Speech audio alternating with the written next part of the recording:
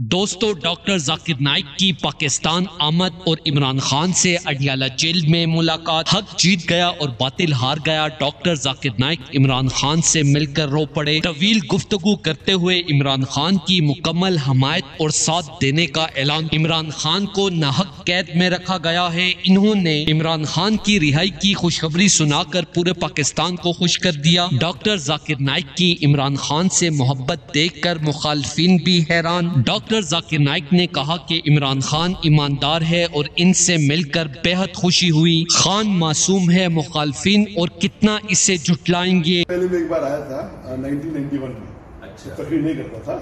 اس کے بعد آپ جانتے ہیں کہ ہندوستان اور پاکستان میں جو تناؤ ہے، لیکن ابھی الحمدللہ ارادہ ہے کہ انشاءاللہ کافی سب سے زیادہ مجھے انویٹیشن تو دعوت ہے وہ پاکستان کی، تقریباً 18 سال پہلے۔ اس کا مین موٹو تھا کہ تعلیم دونوں جہاں کی، مطلب ایک بچہ طالب علم جب جوائن کرتا ہے اسکول میں تو دنیاوی تعلیم کے ساتھ ساتھ دینی تعلیم۔ افسوس کی بات ہے جب میں شروع کیا تھا 18 سال پہلے تو کئی علماء نے کہا یہ ممکن ہی نہیں، تو کم از کم دعا تو کیجیے۔ To Hazrat Umar radiallahu anh, Umar bin Khattab, mashallah, he was so successful that he expanded the Muslim empire, mashallah. And if you read his seerah, you will find the example how a Muslim leader should be. Unfortunately today, none of the Muslim leaders, we have about 56 to 57.